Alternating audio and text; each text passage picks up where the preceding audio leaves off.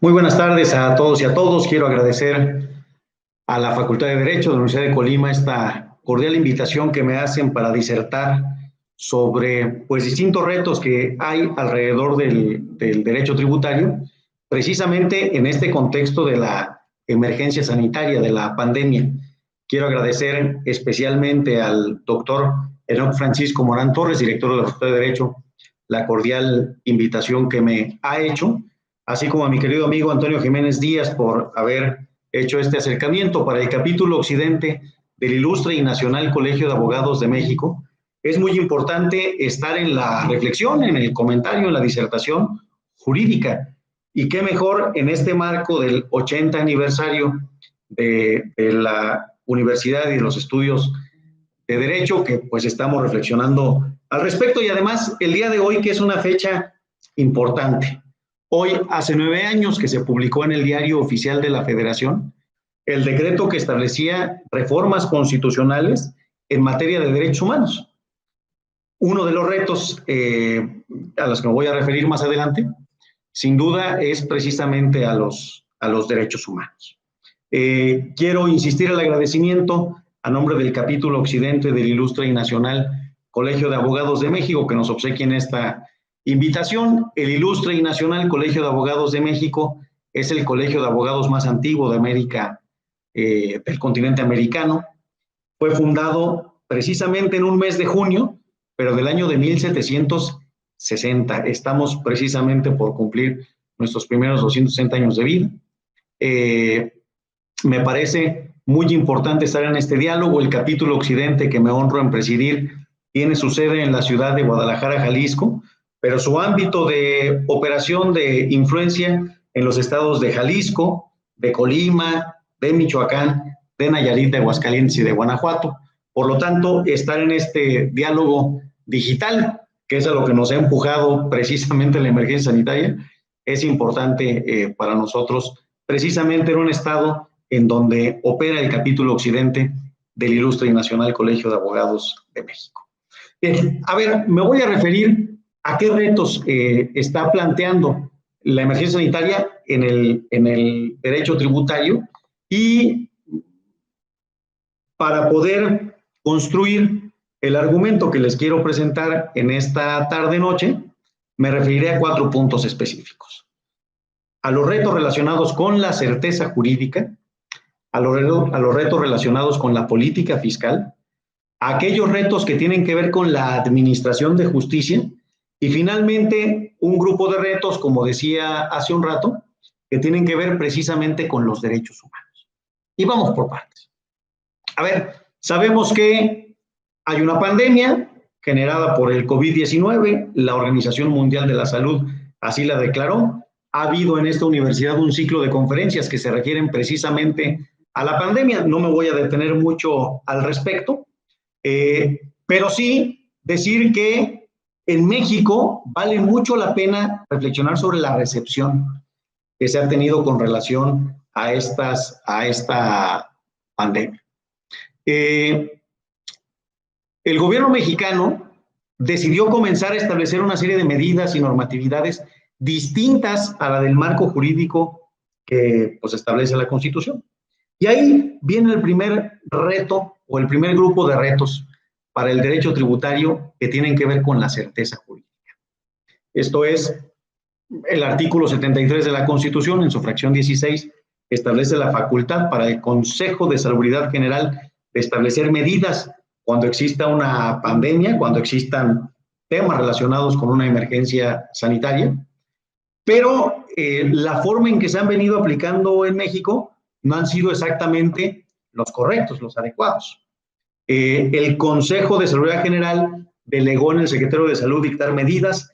Sabemos que desde el 31 de marzo se han establecido estas medidas de emergencia sanitaria, de actividades esenciales, no esenciales. Luego los gobiernos de los estados comenzaron a aplicar sus decretos, como cada estado del país fue entendiendo. No se diga los distintos municipios del país que también fueron implementando decretos, como fueron entendiendo. Y esto lo que hace es que no haya una certeza jurídica clara y precisa de dónde estamos parados, de a dónde accionar Y en contraposición, sí estar muy presentes con la vigencia de las obligaciones fiscales, Sabemos que la certeza jurídica es saber a qué atenerse, es tener previsibilidad.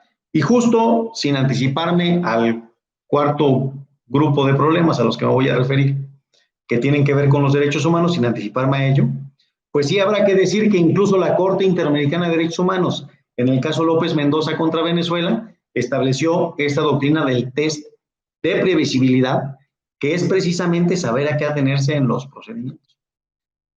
En México, en la relación jurídico-tributaria, esto es, esta relación que tienen los contribuyentes o que tenemos los contribuyentes con el Estado como sujetos pasivos de la obligación tributaria, la certeza jurídica siempre ha sido un tema esencial.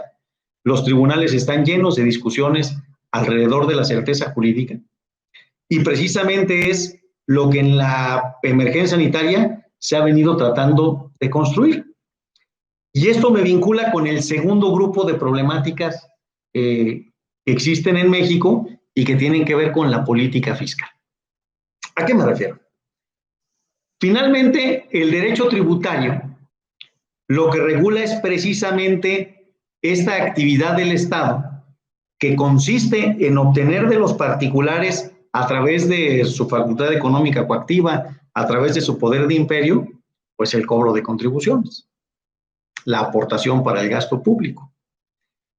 Y este cobro de contribuciones y esta aportación para el gasto público es la forma jurídica que va teniendo una política específica del Estado. El Estado, a través de las políticas públicas, es que va avanzando para intentar lograr sus finalidades de distintas políticas públicas. Están las políticas económicas y dentro de esta está la política fiscal.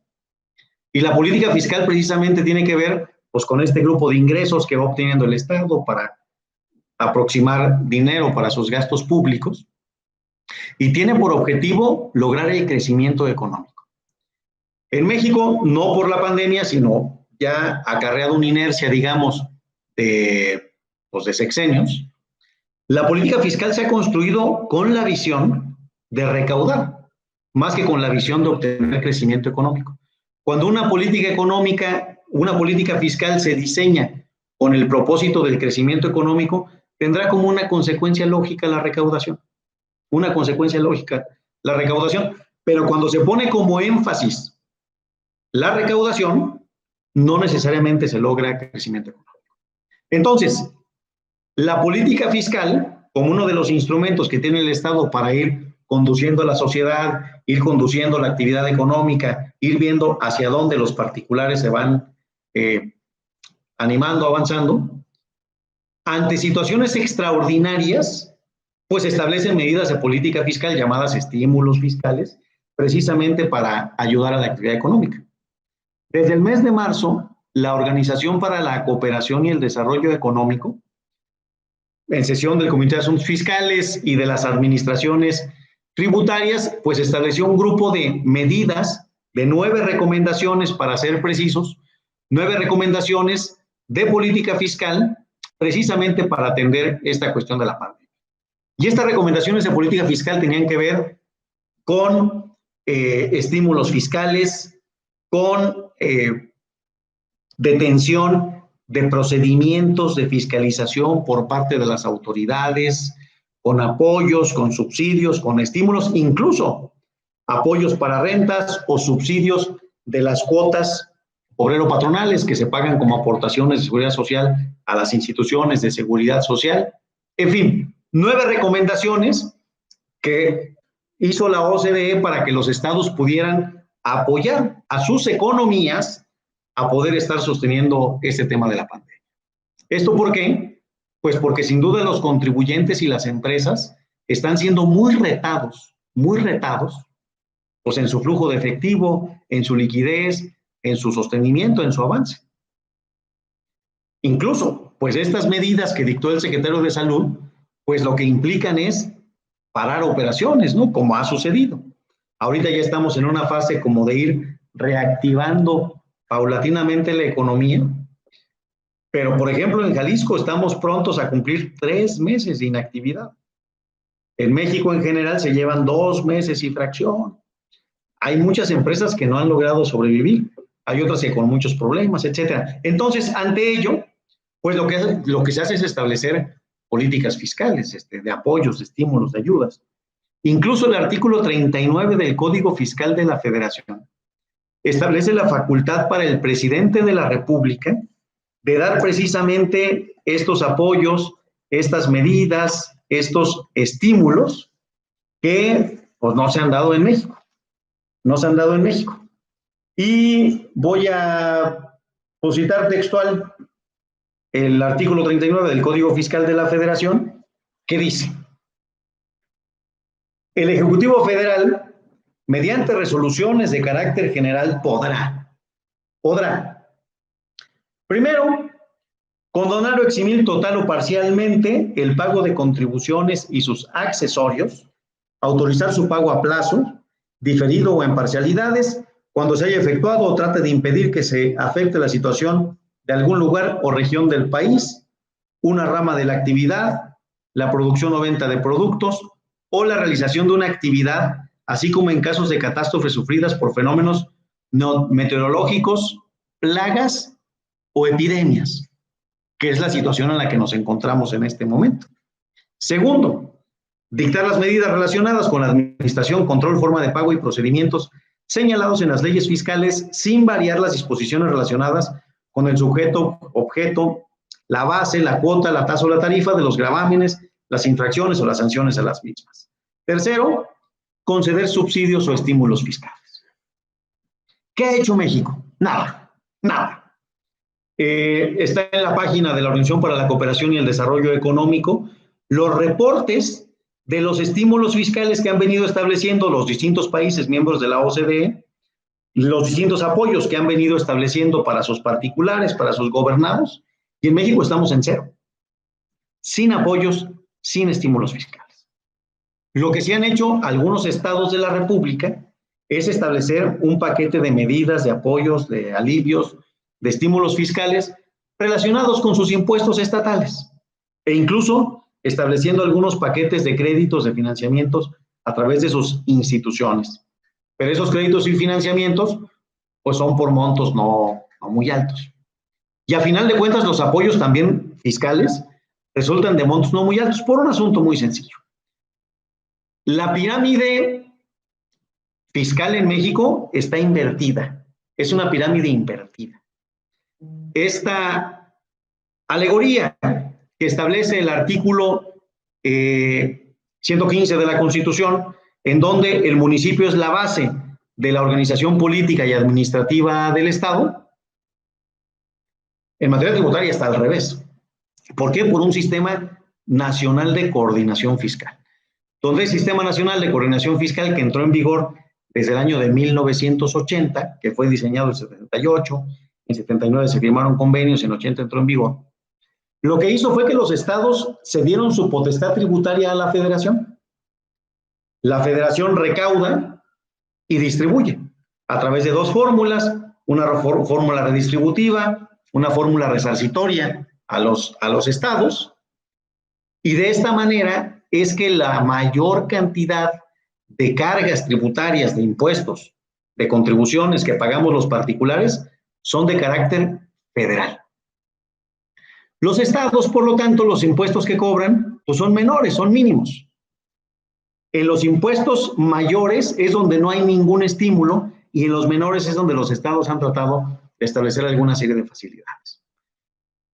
¿Qué tipo de facilidades? Si volteamos a ver emergencias sanitarias anteriores, o bueno, no emergencias, sino pandemias, como la de la influenza que sucedió en el año 2009, vemos decretos que establecieron facilidades fiscales relacionadas con los pagos provisionales, etcétera, y que además el sector empresarial mexicano no estaba pidiendo que le perdonaran impuestos. La mayor cantidad de peticiones que surgían de los organismos de la sociedad, de los colegios profesionales, los colegios de contadores, los colegios de abogados, etcétera, tenían que ver con el diferimiento de los pagos. Esto es, No me perdones impuestos, no me bajes impuestos, aunque la OCDE sí lo había recomendado. En México lo que pedía la sociedad es, dame plazo para pagar, ayúdame con mi liquidez. No obstante, pues la visión desde el gobierno federal no es compatible con estas recomendaciones que ha establecido la OCDE, no es compatible, y por el contrario, el fin de semana previo al 31 de marzo, cuando las personas morales debían presentar su declaración anual de impuesto a la renta, hubo incluso llamados a la solidaridad. El 5 de abril, el presidente de la República pues estableció que iba a dar un informe a la nación y que allí iba a platicar sobre cuál era el programa de rescate económico. Y nos quedamos esperando ese programa de rescate económico. ¿Qué quiero decir con todo esto? Que la certeza jurídica, que no ha venido como estando muy sólida, y la política fiscal, pues no han ayudado en este contexto de la pandemia. Son dos retos importantes para la tributación en México en este momento. A ver, de pronto surgían algunos argumentos incorrectos relacionados con que la reciente reforma, el artículo 28 de la Constitución, prohíbe condonar impuestos y que como se estableció en rango constitucional la prohibición de condonar impuestos, el presidente de la República ya no podía ejercer la facultad que le establece el artículo 39 del Código Fiscal de la Federación, al cual me referí hace un momento. Y esto es una falacia, es un argumento incorrecto, es un argumento impreciso, falso. ¿Por qué? Primero, porque las distintas facilidades que establece el artículo 39 del Código Fiscal de la Federación no se refieren solamente a la condonación de impuestos. Los estímulos fiscales no son solo condonar, puede haber reducciones, puede haber diferimientos, como platicábamos hace un momento. Y segundo, porque no es verdad que el artículo 28 constitucional, el día de hoy, prohíba cualquier condonación de impuestos. ¿Qué es lo que prohíbe? Las condonaciones caprichosas. ¿De dónde saco esto?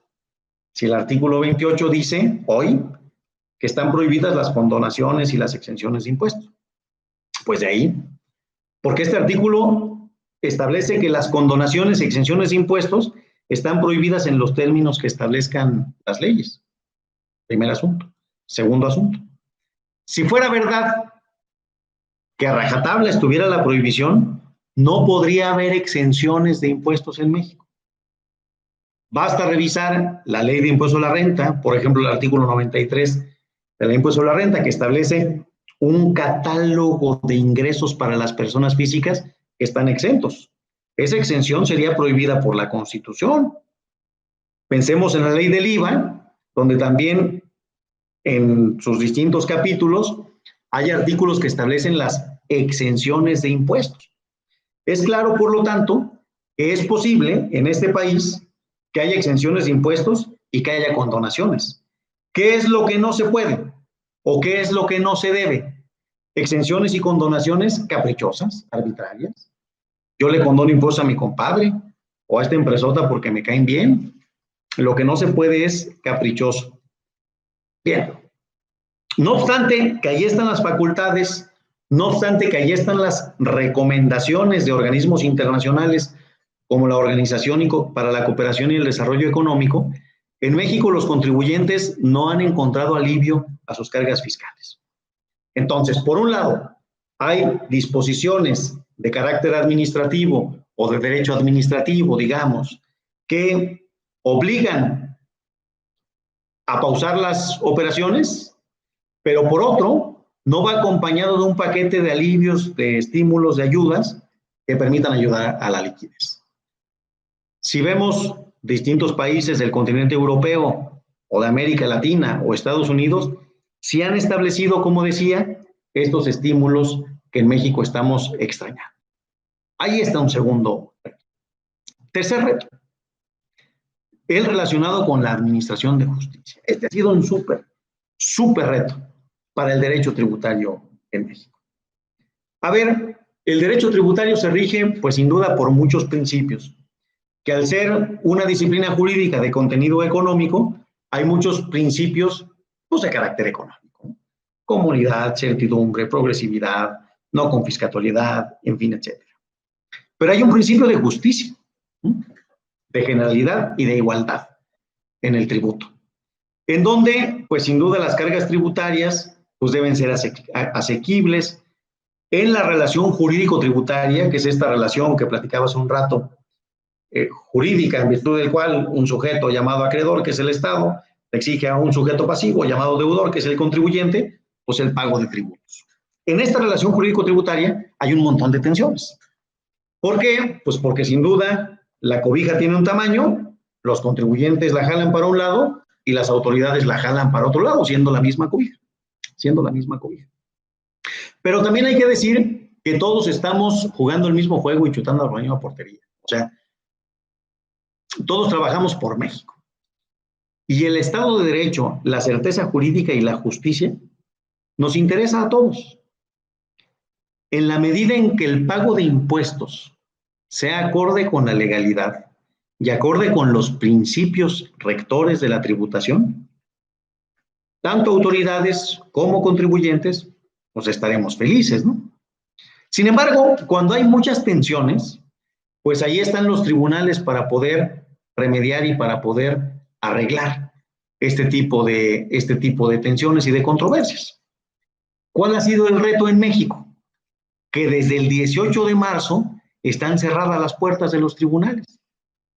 El Poder Judicial de la Federación y después el Tribunal Federal de Justicia Administrativa, pues dictaron medidas relacionadas con la suspensión de actividades y la suspensión de plazos.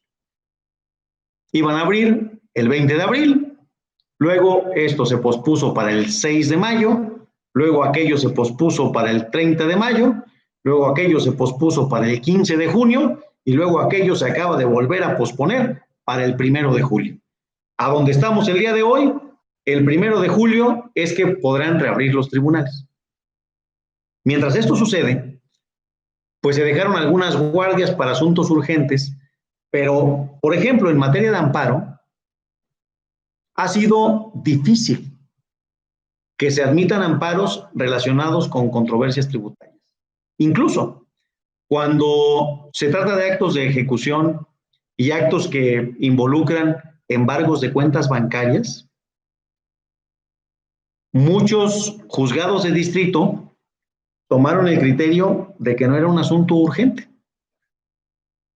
y no hay acceso a la justicia.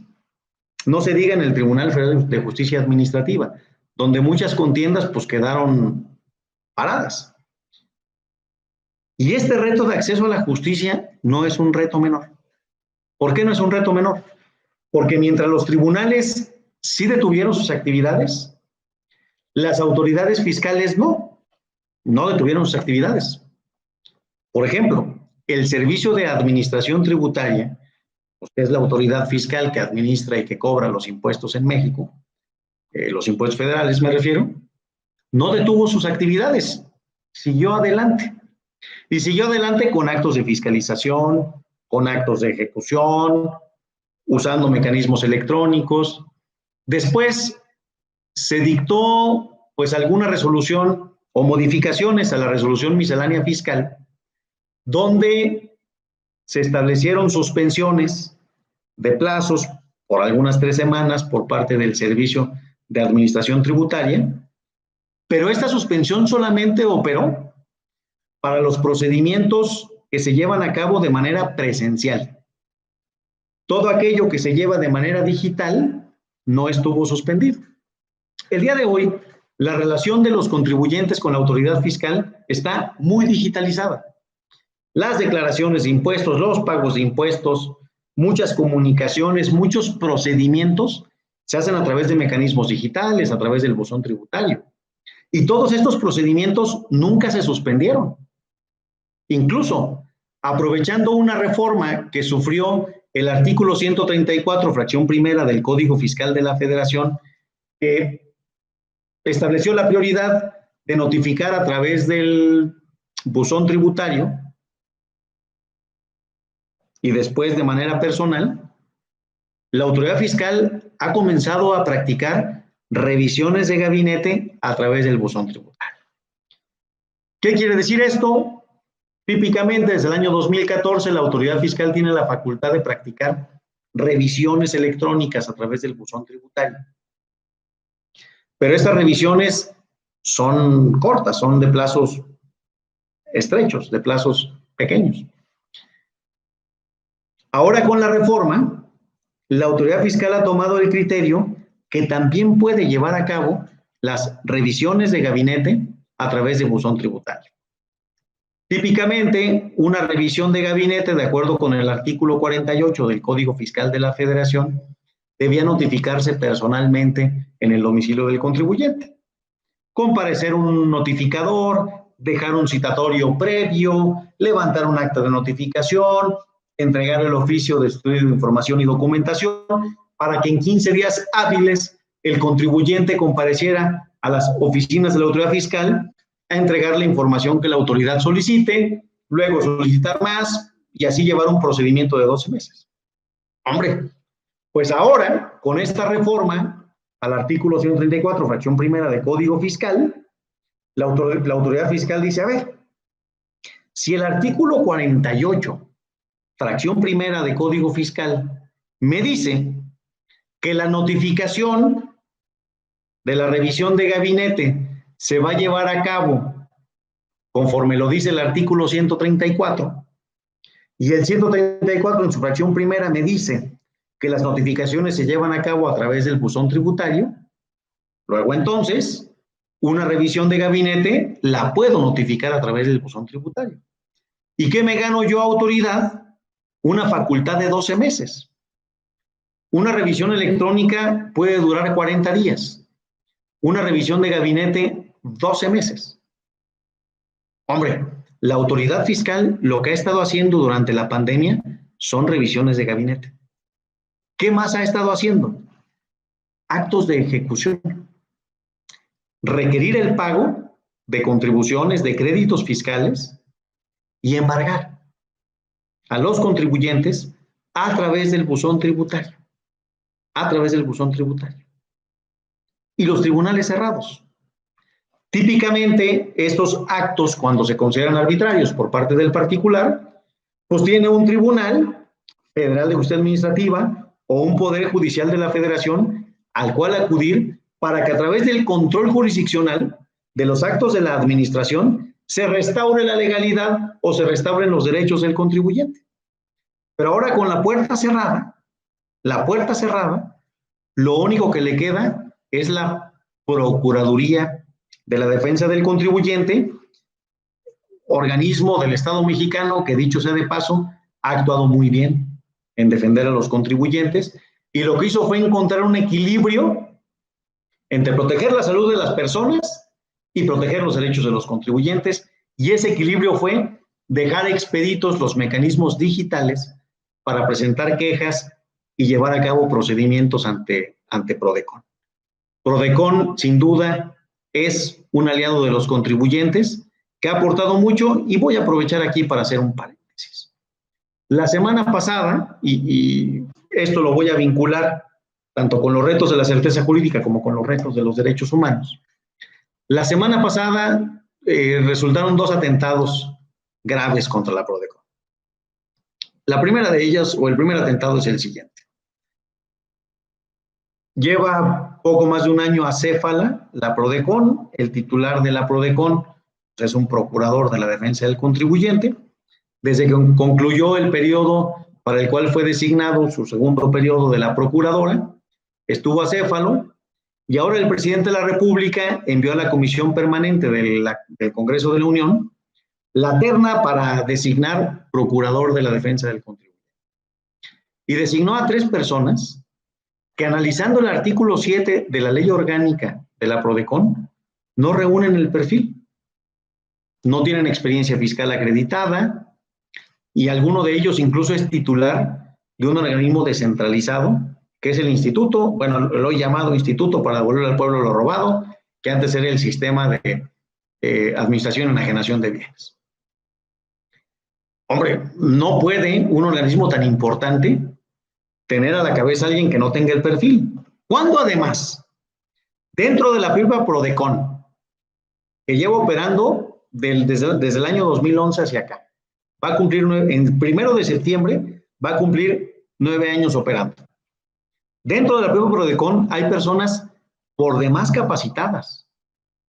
Podemos voltear al Tribunal Federal de Justicia Administrativa y hay personas por demás capacitadas. Podemos voltear a la academia, a las universidades, como el caso de la Universidad de Colima, de la UNAM, de la UDG, de escuelas privadas, en fin. Y hay juristas con las tributaristas con la suficiente solvencia para poder ser titulares de la Prodecon. Entonces, ahí hay una amenaza contra Prodecon. Esa es amenaza. Y el atentado es que le redujeron el 75% del presupuesto a la Prodecon. Sin presupuesto, ¿cómo puedes operar? Y además con una visión pues muy reduccionista, y me voy a explicar por qué. A través de los procedimientos que lleva a cabo la Prodecon, logra acuerdos con los contribuyentes y logra acuerdos a través de los cuales los contribuyentes se autocorrigen y pagan impuestos. Esto quiere decir que la Prodecon ayuda también a la recaudación, solo que con justicia, pero ayuda a la recaudación. Entonces, un organismo que le ayuda al Estado a tener más dinero, le recorta su presupuesto, como que no es una decisión inteligente. Y menos aún, un organismo protector de los derechos humanos de los contribuyentes. Esto me parece que no es adecuado y atenta contra la certeza jurídica por dos motivos. Primero, porque al ser un descentralizado y defensor de los derechos humanos, no entra en los supuestos del acuerdo de autoridad que dictó el presidente de la República. Claramente, ahí está la excepción, que un organismo defensor de los derechos humanos no puede entrar en un recorte presupuestal. Segundo, porque la propia ley orgánica de la Prodecon establece que la Procuraduría no puede tener un presupuesto inferior al que ejerció el año anterior. Entonces, ahí hay unos retos para restaurar la certeza jurídica. ¿Qué pasa? Que las autoridades están actuando, los tribunales están cerrados y de ahí está muy cuestionada la certeza jurídica para los contribuyentes. Doy un ejemplo más. Cuando se está tramitando un recurso de revocación en materia fiscal, no puede la autoridad ejecutar, requerir de pago y embargar sobre ese crédito fiscal. Cuando resuelve, el contribuyente debe garantizar en 10 días, si no, la autoridad fiscal lo va a ejecutar. ¿Qué pasa en un caso concreto? Un contribuyente ofrece una garantía del interés fiscal que no ha sido calificada o aceptada por parte de la autoridad fiscal, tenía un recurso de revocación en trámite, le resuelven durante la pandemia el recurso de revocación y no le aceptan la garantía del interés fiscal. En tiempos normales, el contribuyente podría acudir al Tribunal Federal de Justicia Administrativa a demandar tanto la negativa de la garantía como la nulidad de crédito fiscal, o la nulidad de crédito fiscal pidiendo la suspensión del procedimiento administrativo de ejecución en función de que había ya ofertado una garantía y no había sido calificada o aceptada por parte de la autoridad fiscal. Sin embargo, con los tribunales cerrados, la autoridad fiscal resuelve el recurso de revocación, no califica la garantía, el particular no puede acudir al tribunal, pasan los 10 días porque están corriendo plazos para la autoridad fiscal y procede a ejecutar. ¿Cómo? A través del buzón tributario. Ahí está un ejemplo claro cómo esta ausencia de acceso a la Administración de Justicia pues es grave y es preocupante. Y ahí México, por cierto, no está siguiendo las recomendaciones de la Comisión Interamericana de Derechos Humanos, la recomendación 1/2020, que se llama precisamente Pandemia y Derechos Humanos, donde precisamente una de las recomendaciones es el acceso a la justicia. Es esencial que el ciudadano pueda acceder a la justicia. Y esto me va a hacer un conector con el cuarto grupo de retos para el derecho tributario, y que son los derechos humanos. A ver, platicábamos al principio de esta conferencia que hoy, 10 de junio del año 2020, se cumplen 9 años de que fue publicada en el Diario Oficial de la Federación la reforma constitucional en materia de derechos humanos. Una reforma trascendental para la vida pública del país que vale mucho la pena recordar un poco sus antecedentes, ¿no? Recordar que esa reforma constitucional no fue porque un día los legisladores se levantaran o las autoridades se levantaran de buenas y dijeran, ¿saben qué? Vamos a avanzar en el respeto y protección de los derechos humanos. No, no fue así. Fue por sentencias de condena que emitió la Corte Interamericana de Derechos Humanos contra México. Marcadamente, el caso más emblemático fue el de Rosendo Rodilla Pacheco contra México, pero también está Cabrera, Montiel Flores, Campo Algodonero, un grupo de casos, de asuntos, que incluso la Suprema Corte de Justicia de la Nación los acumuló en aquel expediente 912 varios de 2010 para resolver qué tenía que hacer el Poder Judicial de la Federación para respetar los derechos humanos. Derivado de todo esto, pues fue aquella reforma constitucional en materia de derechos humanos que para México representó muchos saltos. Uno, un salto de paradigma. México seguía en un paradigma absolutamente positivista. Positivista. Queremos todavía sacudirnos ese paradigma positivista. Tan solo pensemos en este momento cuál es la definición de derecho que conocemos. Y si viene a nuestra mente el derecho es un conjunto de normas jurídicas de carácter bilateral, económico, es el positivista que llevamos dentro. Es nuestro Hans Kelsen interior, positivista. Claramente, todo este tema de los derechos humanos, de la posguerra, los juicios de Nuremberg, el posmodernismo, las corrientes sociológicas, filosóficas, sociales, lo que hicieron fue cuestionar el derecho para darse cuenta que el derecho no es la norma, o no es solo la norma y no es solo la ley. El derecho son sus principios. Y a través de estos principios es que se nutren, son normas más principios, más postulados, más realidad. Ahí están los textos de Ronald Dworkin, de Rawls, de Finis, en fin, una serie de filósofos del derecho, de juristas, de operadores jurídicos que han planteado estos paradigmas. ¿Y por qué digo que fue este salto? Que es un tema muy explorado, no es tema de esta conversación, es más bien para vincularla con los derechos humanos de los contribuyentes, porque, pues si veíamos, estábamos en un paradigma de garantías individuales, estábamos en un paradigma pues muy parecido al pensamiento jurídico marxista, esto es, Carlos Marx decía que el derecho es un instrumento del Estado para lograr sus fines, es un instrumento de la clase dominante para lograr sus fines. Si la clase dominante era la burguesía, pues el derecho era burgués. Si la clase dominante era proletariada o el proletario, pues el derecho tenía que ser así. Por lo tanto, ¿cuáles son los derechos que tienen las personas? Pues los que da el legislador, los que da la norma jurídica, y eso decía la Constitución mexicana. Hablaba de garantías individuales, y esas garantías individuales eran las que la Constitución otorgaba. Paradigma positivista. Si hoy nos fijamos, estamos en un paradigma más de un positivismo rectificado o de un naturalismo o algo más cercano hacia el naturalismo. ¿Por qué? Porque la Constitución reconoce los derechos humanos. No los otorga, los derechos humanos existen, solo los reconoce. Y a partir de ahí es que surgen estas doctrinas del control difuso de convencionalidad que ya venían evolucionando desde el año 2006 en la Corte Interamericana de Derechos Humanos. Precisamente a través de algunas ideas del juez mexicano Sergio García Ramírez, en aquel caso de trabajadores cesados del Congreso contra Perú, en donde se hablaba de una especie de control difuso de convencionalidad que la Corte Interamericana de Derechos Humanos vino a adoptar, para después no hablar de una especie de control difuso, sino de la obligación de los estados parte a llevar a cabo el control difuso de la convencionalidad.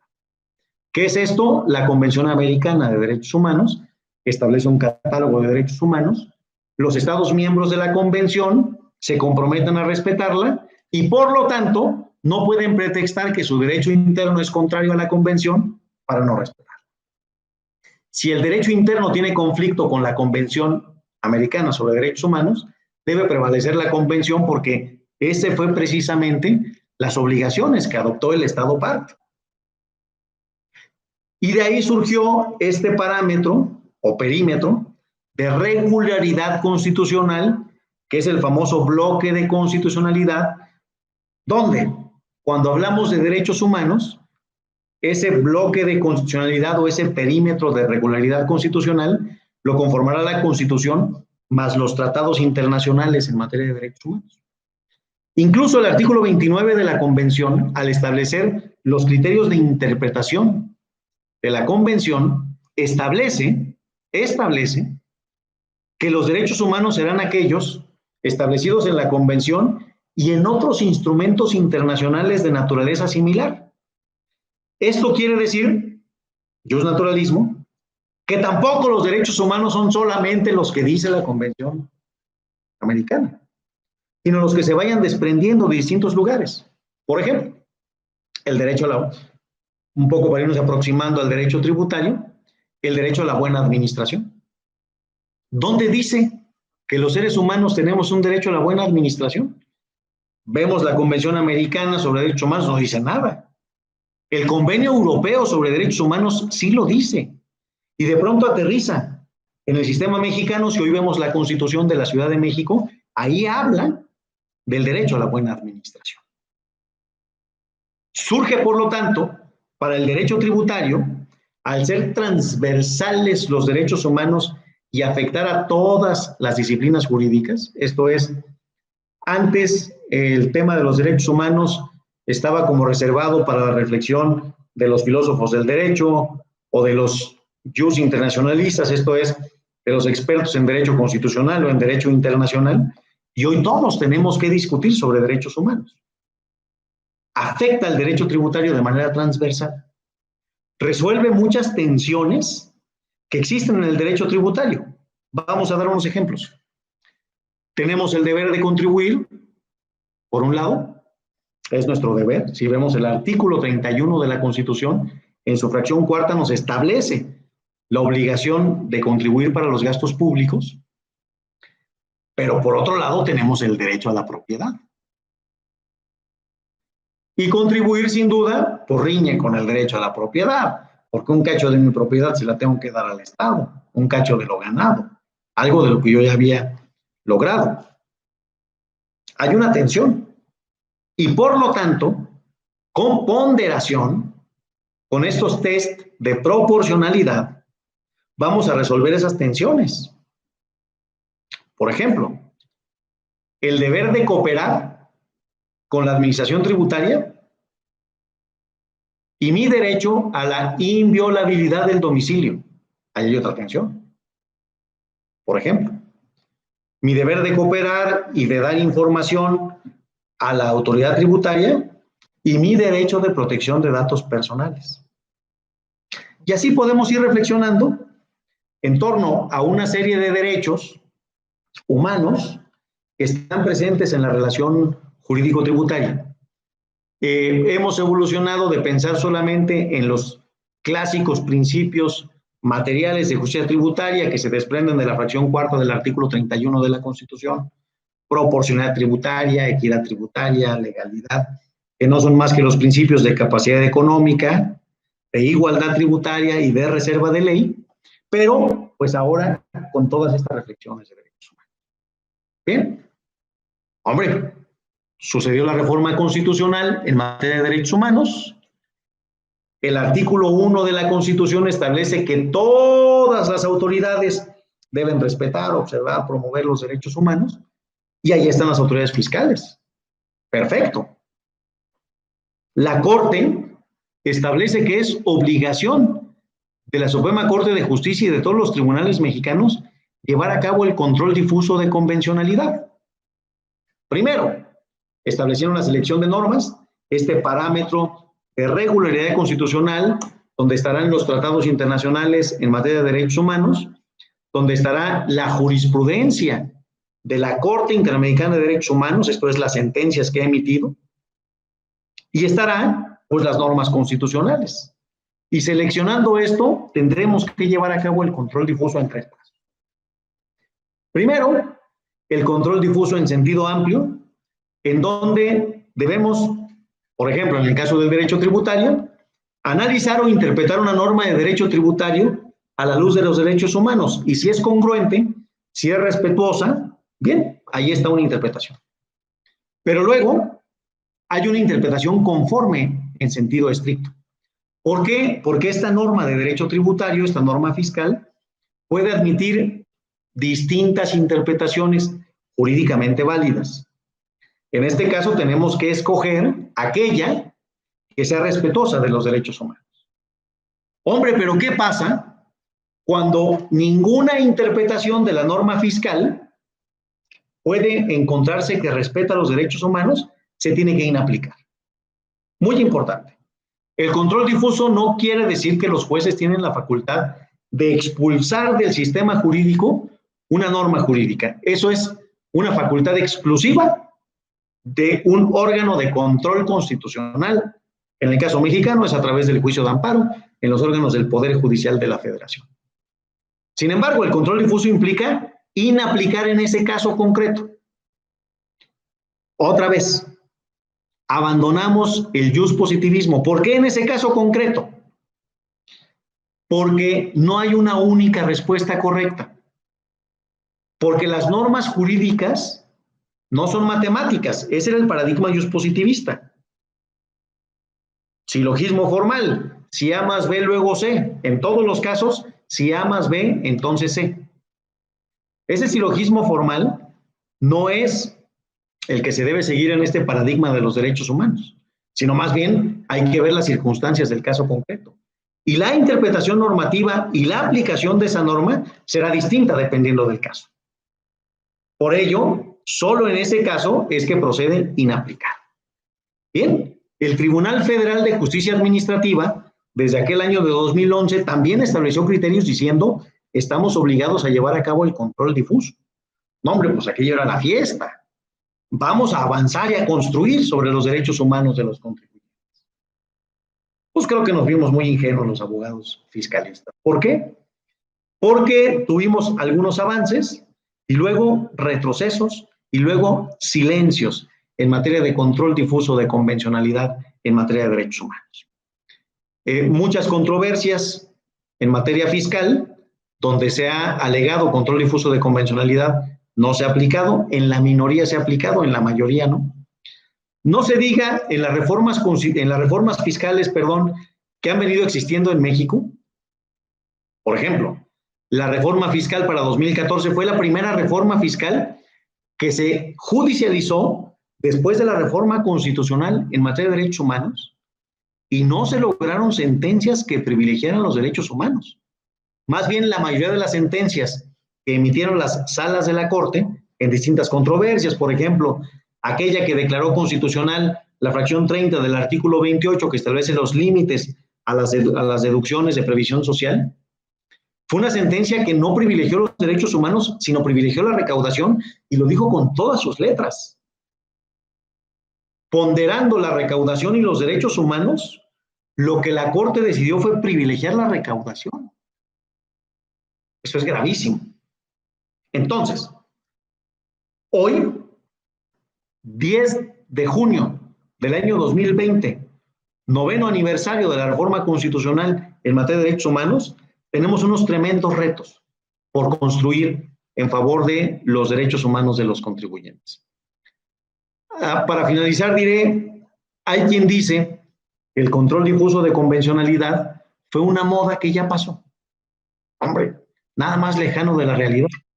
El control difuso de convencionalidad es una disciplina en construcción, es un derecho en construcción y no se va a construir por generación espontánea.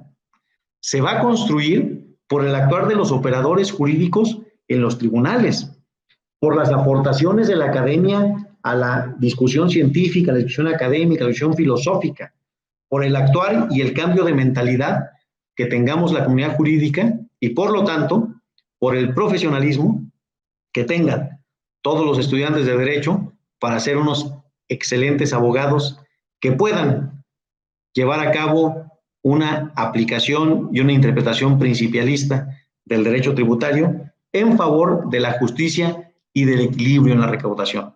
Eso ayuda a todos, incluso a la legitimidad de las contribuciones. Hasta aquí voy a dejar esta parte de la disertación para dar paso a atender algunas de las preguntas que amablemente han venido haciendo aquí por el chat. Y que bien, pues son un montón. Entonces, lo que vamos a hacer es lo siguiente. Pues voy a responder algunas, y si no, pues está el correo electrónico de administración de la universidad para que puedan hacer el resto de los planteamientos. Yo me comprometo a que si me los hacen llegar, se los voy a responder. Veamos. Pregunta Sofía Guadalupe Verduzco. Fíjense qué bonita es la tecnología, ¿eh? Son las cosas buenas que tenemos que aprovechar en este proceso. Pregunta Sofía Guadalupe Verduzco Pérez.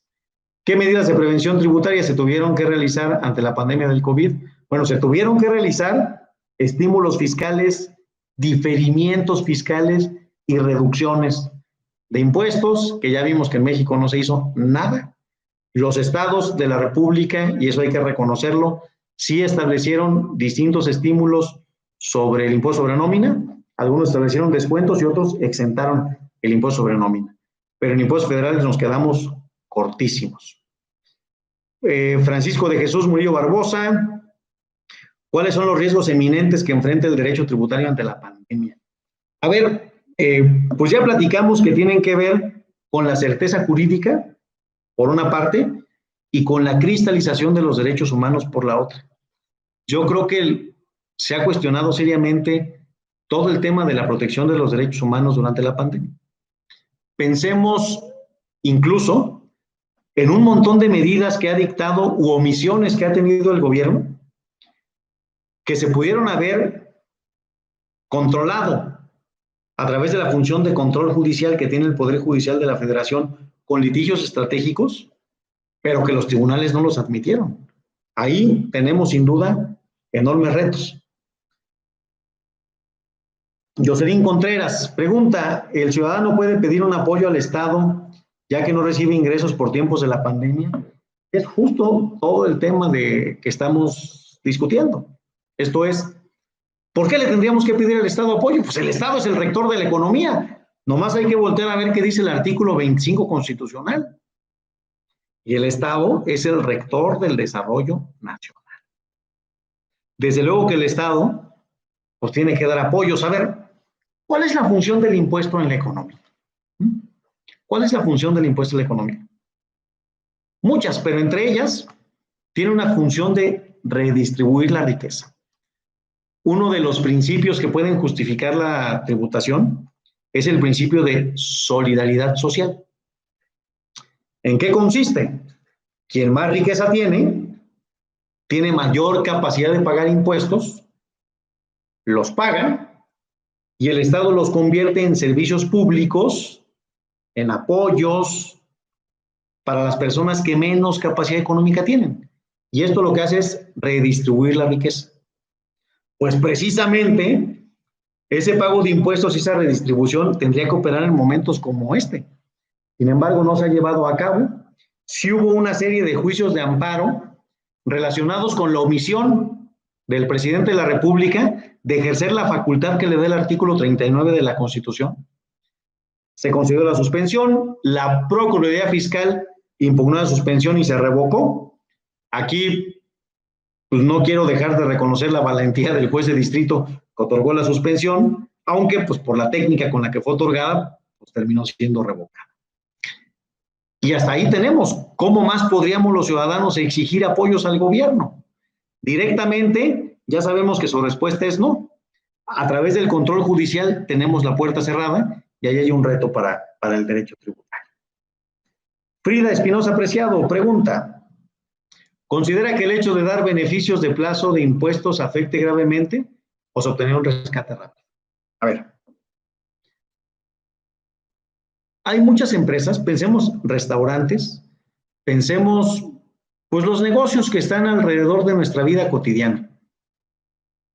pizzerías, tintorerías, tiendas de regalos, que pues no es que tengan en su tesorería un montón de dinero, ¿no? Pues prácticamente viven al día. Y ese vivir al día, si tú le dieras la posibilidad de en lugar de pagar impuestos ahorita, pagarlos en noviembre, eso le ayudaría para pagar a los empleados, para pagar la renta, para comprar unas materias primas, para sobrevivir. En cambio, si a esa tintorería, barbería, pizzería, tortillería, restaurante, no le das el apoyo, y como no tienen mucha tesorería, pues puede verse la necesidad de cerrar. Los estudios establecen que en promedio las empresas tenían tesorería para aguantar 26 días sin tener ingresos. ¿Quién puede aguantar más? Pues las grandes empresas que pueden tener cajas o flujos más grandes. ¿Qué tanto iba a dejar de recibir el gobierno si daba respiros de aquí a noviembre para poder recibir los impuestos? Me parece que la política fiscal precisamente se trata de eso. Y voy a dejar dos provocaciones bien fuertes. No hay apoyo a esa tintorería, a ese restaurante, a esa sastrería, porque el gobierno quiere el dinero, por un lado. Pero por otro lado, comienza a hacer el Tren Maya, sigue haciendo el aeropuerto de Santa Lucía y sigue haciendo la refinería. Hombre, ¿qué no podían esperar esas obras? ¿Qué pasa si en México el Tren Maya se empezaba a hacer hasta el próximo año y mejor apoyas a tus ciudadanos? Digo, son preguntas que me parece que nos tenemos que plantear y tenemos que cuestionarnos al respecto, ¿no? Regina Nava Álvarez pregunta, si México no ha tenido estímulos fiscales, ¿de qué manera podrían garantizar soluciones ante la inactividad ocasionada por la pandemia? Con sus propias uñas. Hoy el empresario en México está solo. ¿De qué va a depender? De su creatividad, de su capacidad de readaptar su modelo de negocio a estos momentos, de su capacidad de negociar con clientes y proveedores y de su capacidad de hacer sinergia y agruparse con los demás. Porque, como ha quedado claro, por parte del gobierno no hay apoyos, no hay política fiscal que pueda estar ayudando a paliar esta crisis. Ricardo Ruiz pregunta, ¿qué opina de la presunción de inocencia en materia fiscal? Este es todo un tema que también ha tenido como palos de ciego, porque, a ver, la presunción de inocencia, pues es un principio que surge del derecho penal y que existe en el derecho penal. Existe en el derecho penal. Pero luego la Corte ha establecido que en el derecho administrativo sancionador existe la presunción de inocencia porque sigue principios similares. Bien, pues todo el derecho tributario sancionador, ahí debe existir la presunción de inocencia. Me refiero a la imposición de multas y la imposición de sanciones por parte de la autoridad fiscal. Hay jurisprudencia de la Corte que establece que ahí existe la presunción de inocencia. Pero luego vinieron surgiendo en tribunales diciendo, pues que siempre no. Por eso de pronto se habla de ciertos síndromes, después de que así como dicen una cosa, dicen otra, ¿no? Que siempre no. Me parece que en el derecho sancionador, tributario sancionador, sí existe la presunción de inocencia y sí se debe aplicar la presunción de inocencia, aunque el día de hoy el criterio en tribunales es en un sentido distinto, en un sentido diferente a lo que estoy platicando en este momento. Bien, pues son las 8, hemos cumplido una hora. Espero esta hora haya sido valiosa, haya sido útil para, pues para todas y todos ustedes. Espero que las respuestas que les he dado a través de este medio hayan sido suficientes y si no, pues estaré atento a sus correos electrónicos para poder responder. Quiero reiterar mi agradecimiento a la Facultad de Derecho de la Universidad de Colima por la invitación, mi felicitación en el marco de su 80 aniversario. Reiterar, tanto a título personal como en mi carácter de presidente del capítulo occidente del Ilustre y Nacional Colegio de Abogados de México, nuestra disposición para seguir colaborando e invitarlos a todos a seguir en la reflexión jurídica. Me parece que hoy más que nunca el país requiere de abogados cualificados para poder construir desde la sociedad la certeza jurídica que este país necesita, y particularmente en materia tributaria, abogados tributaristas cualificados para ir construyendo la justicia en favor de los contribuyentes, que la relación jurídico-tributaria debe siempre imperar. Muchísimas gracias. Que tengan una excelente noche.